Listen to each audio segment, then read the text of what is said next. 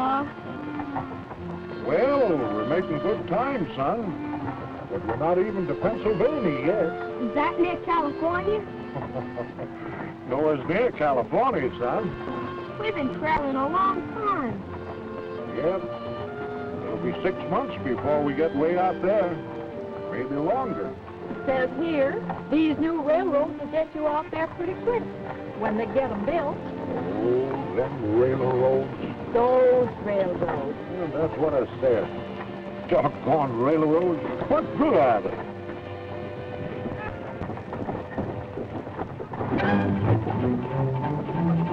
Here comes another stagecoach, Pa.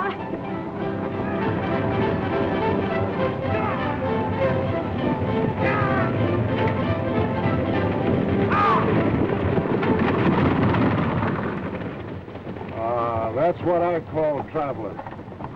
There's nothing better than a good team of horses.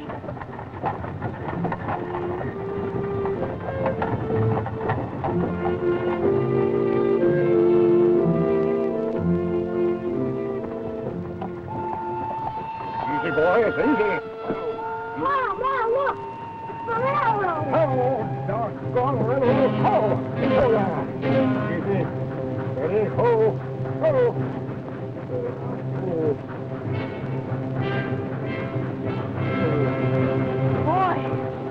Boy. Oh, there. Steady, boys. Easy. Oh. I'd like to ride the railroad. What for? We gotta go just where those two little rails go. Suppose you want to go somewhere else. I wouldn't care, as long as it was a railroad. It says here they're building a new railroad in Pennsylvania, and the first part is going to open in September. 61 miles long. Where to, Ma? It says here, son, that it is going to connect at Harrisburg, the capital, with a state-owned line from Philadelphia. And then people can ride a railroad train all the way to Lewistown. So the expanding age of transportation began. America built railroads, and the railroads helped to build America. Soon, the 61 miles of track from Harrisburg to Lewistown extended west to Pittsburgh and east to the great seaport of Philadelphia. Commerce, agriculture, industry, people, all these followed the course of the railroad. And the towns along the route began to enjoy a new prosperity. Clear out west, by way of Pittsburgh. Never would have believed it.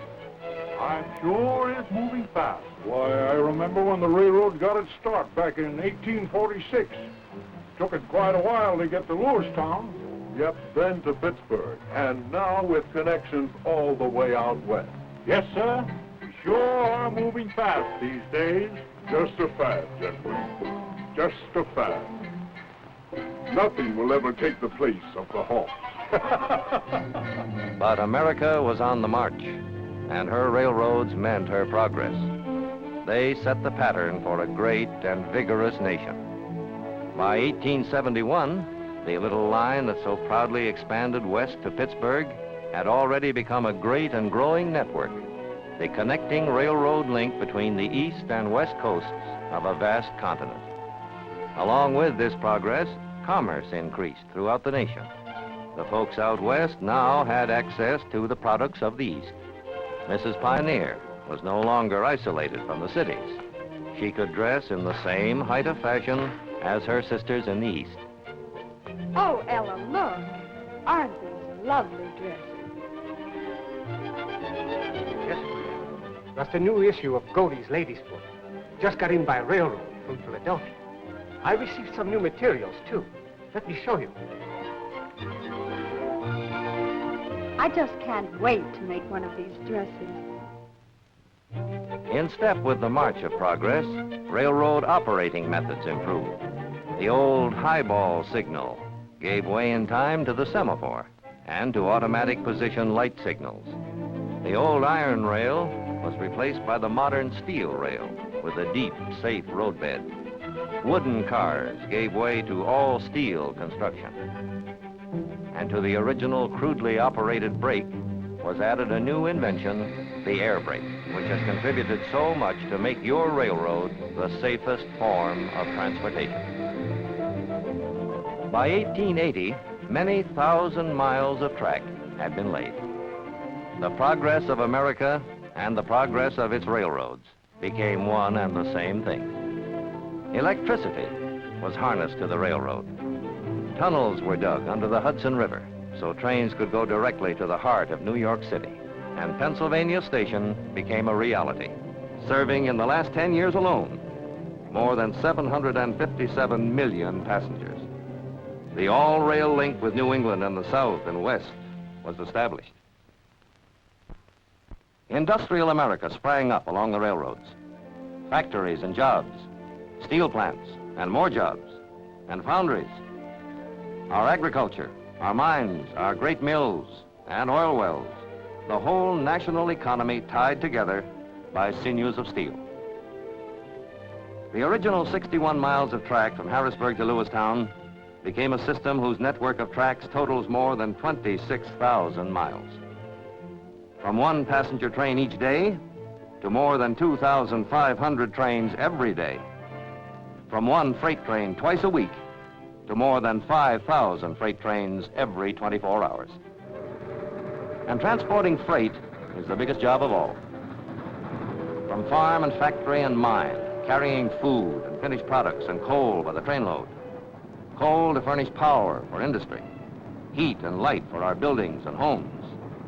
From one corner of America to the other, freight trains roll along, tying the nation together, keeping its business on the move, with railroads working as a team, making America a vast network of rails, a giant system for better and faster service.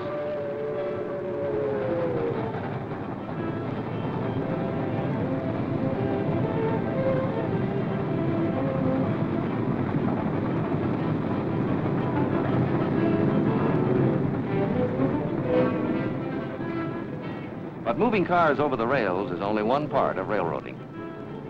Let's look behind the scenes of a great freight yard and see how cars are assembled into trains for fast through runs to their destinations. This is known as the hump operation. It speeds the handling of freight and helps make possible today's fast freight limiteds, which move on schedule just like passenger trains. As cars are received, they're pushed up an incline. On the way, they pass over an inspection pit. This is a regular check for safety. As the cars reach the top of the incline, called the hump, they are uncoupled, sometimes singly, sometimes in groups. From here, they roll to their proper tracks by gravity, 3 to 4 every minute. Masterminding this operation are the men in the control towers. The tower operator works from a teletype list, showing the numbers of freight cars and the order in which they will move over the hump. The tower operator, by manipulating small levers, sets the switches to route each car to its proper track. Another set of levers controls retarders, which reduce the speed of the car.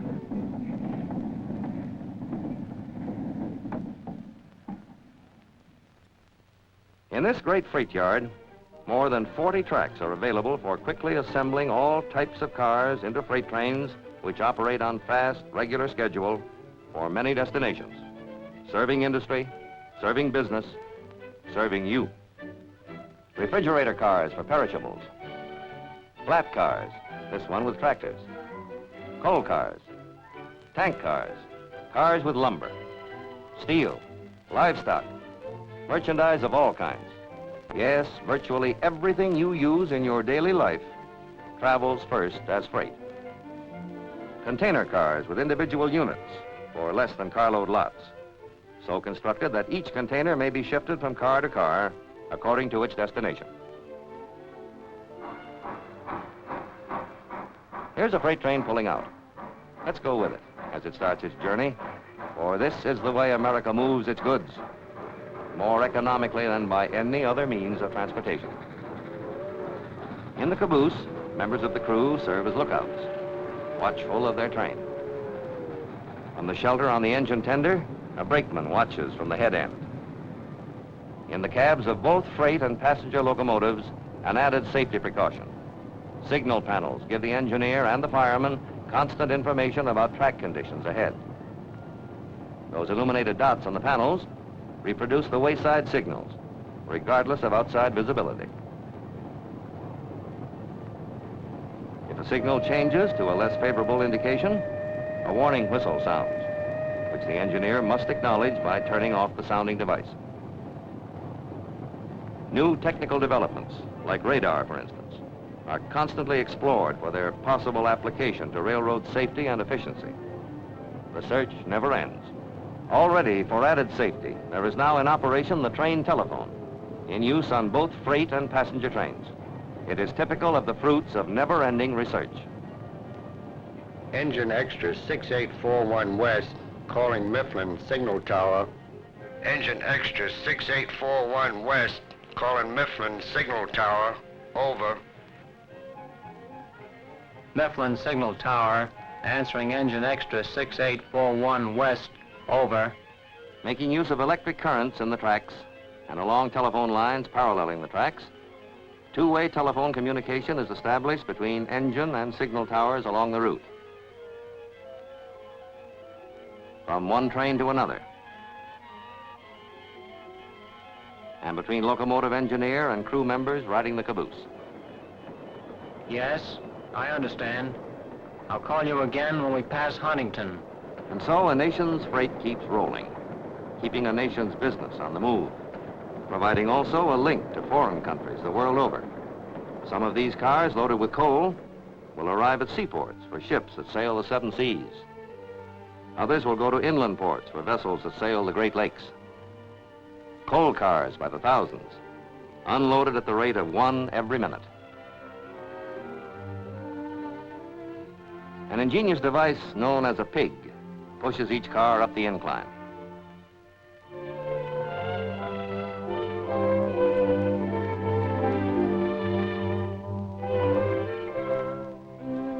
The car is then raised to the dumper and quickly unloaded.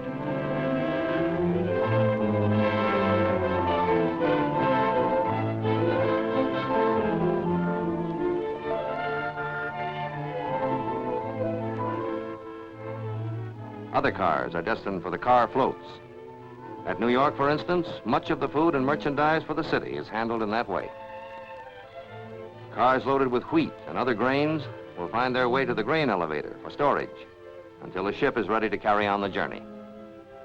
Other cars carry ore and minerals. When iron ore arrives by ship, these giant unloaders pick up 17 tons in a bite and unload a vessel in a matter of hours. This is the vital material which feeds our great steel mills. Vital because steel is the basis of American industry.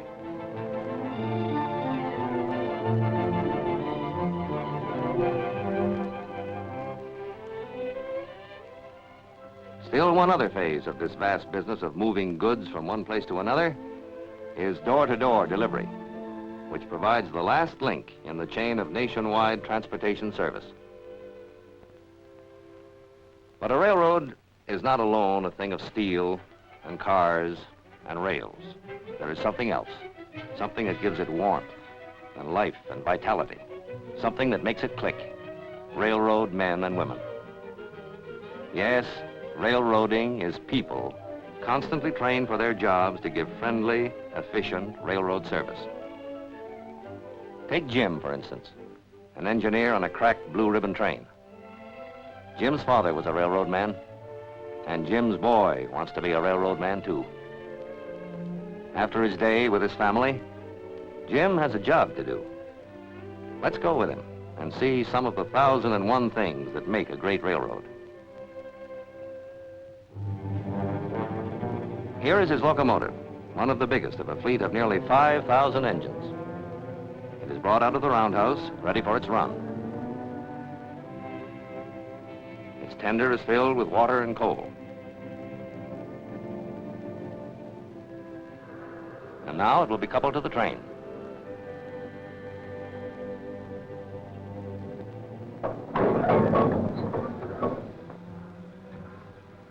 The air and steam lines are connected and the air brakes tested. Meanwhile, you have bought your ticket. Perhaps you've made a reservation. The Reservation Bureau has it ready for you.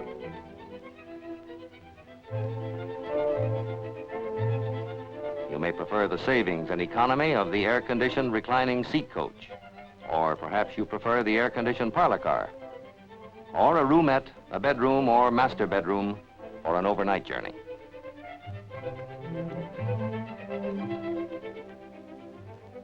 All aboard.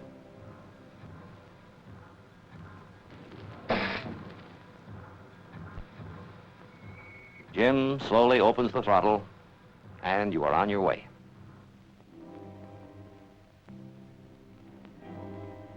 Meanwhile, from the signal tower that controls the maze of tracks and switches at every large terminal, Jim's route out at the station is lined up. The model board displays every track, switch, and signal light leading into and out of the area controlled by the tower. The movement of every train within the area is indicated by changing lights on the board. Here we can follow the course of Jim's train as it moves out of the station.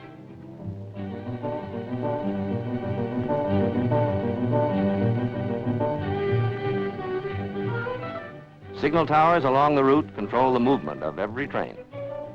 Meanwhile, meals are served in the dining car by men and women who, like all railroad employees, are constantly schooled in courtesy and efficiency.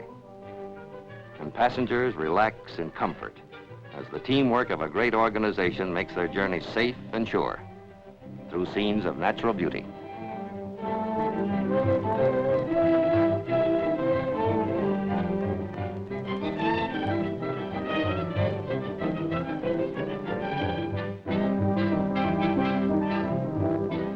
Today's trains, fine as they are about to be surpassed in beauty, comfort, and conveniences.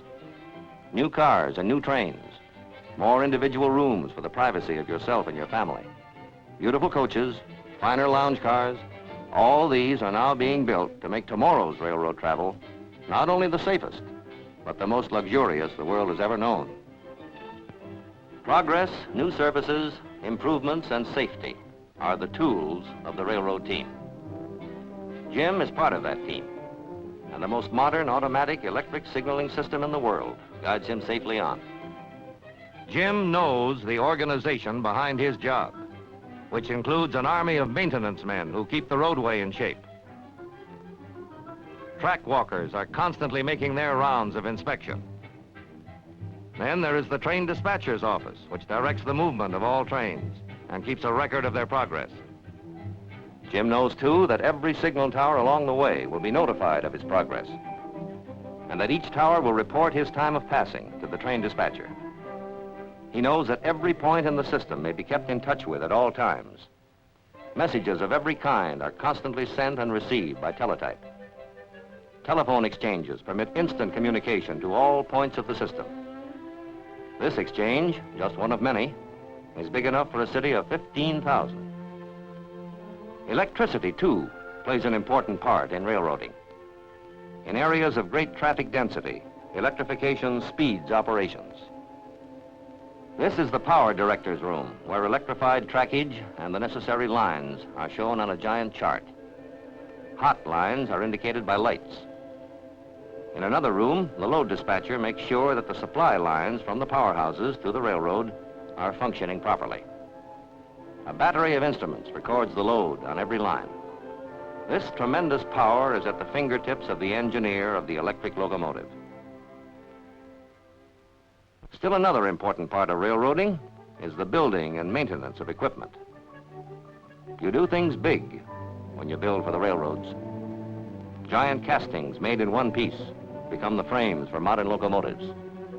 Driving wheels in an endless procession, accurately balanced, tested, and double-checked.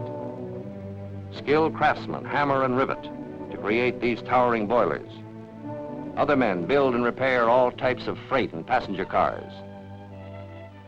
New construction and maintenance on a broad basis. Welding flues for boilers, melting iron for castings, preparing molds, checking, grinding, heating, quenching. These are just a few of the many big jobs which go on behind the scenes, with automatic lathes and precision machines helping to keep up the pace. A small forging is needed. a bigger piece for a bracket on a freight car, a mighty chunk, the driving rod for a locomotive. And all this activity follows a well-thought-out pattern to keep countless projects going and progressing all the time in order to turn out the stuff that keeps the railroads rolling. When finally a newly designed locomotive has received its last coat of paint, it is ready for a run in the locomotive test plant, the only one of its kind in America, where every engine becomes a colossal guinea pig, and where it is put through tests which simulate every condition encountered on the road.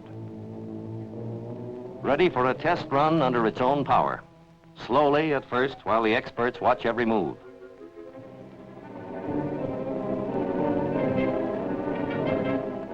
Then, gradually, the throttle is opened. Instruments chart and record vital data for the mechanical engineers so that the engine's performance will be perfect before it goes into service on the road.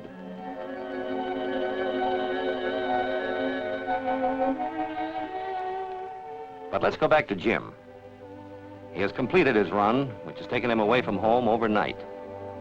He will rest now before his return journey in a railroad man's dormitory, built and operated by the railroad. Here he may wash up, meet with his fellow railroad men, play a game of cards, and get a comfortable rest.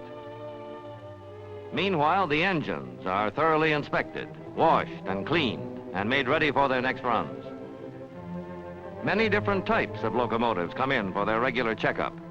These are electric engines, powered by 11,000 volts through overhead wires.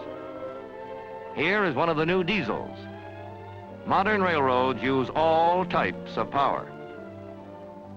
This giant is one of a great fleet of newly developed multiple-cylinder steam locomotives, which are now ready to haul tomorrow's brand new trains.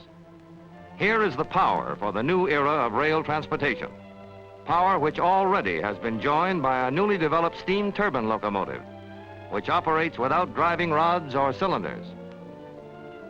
Truly, transportation has come a long way since the days of the covered wagon and the stagecoach, and the little old choo-choo of 100 years ago.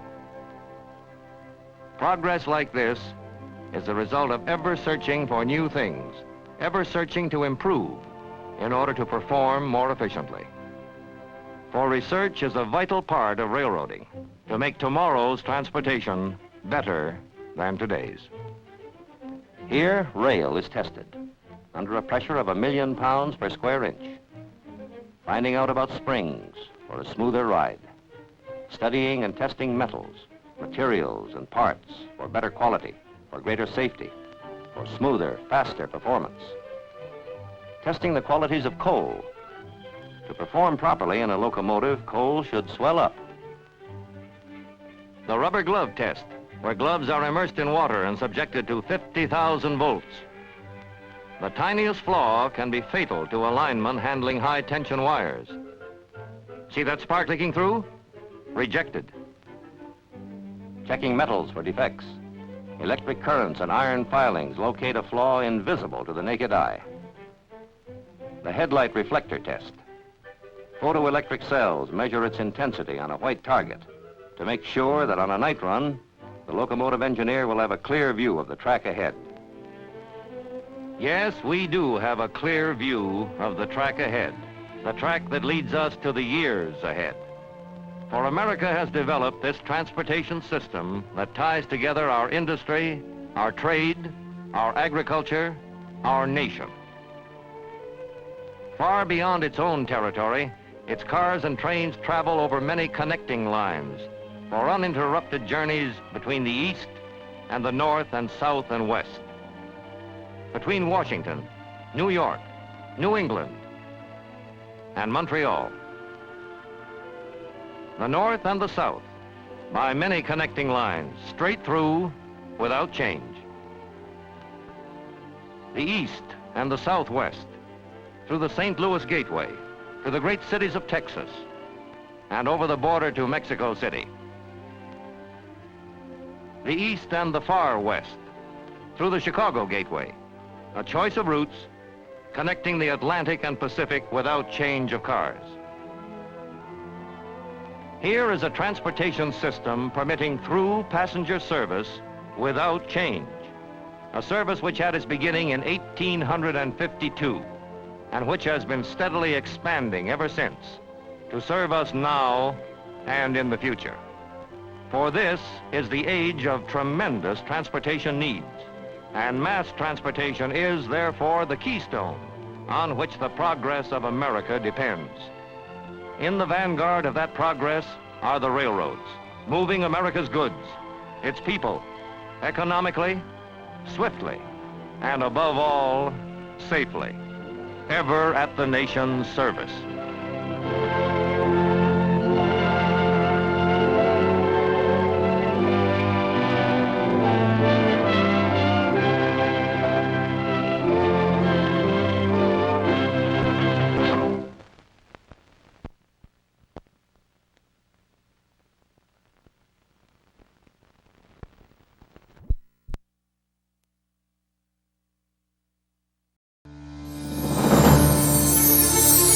Thank you.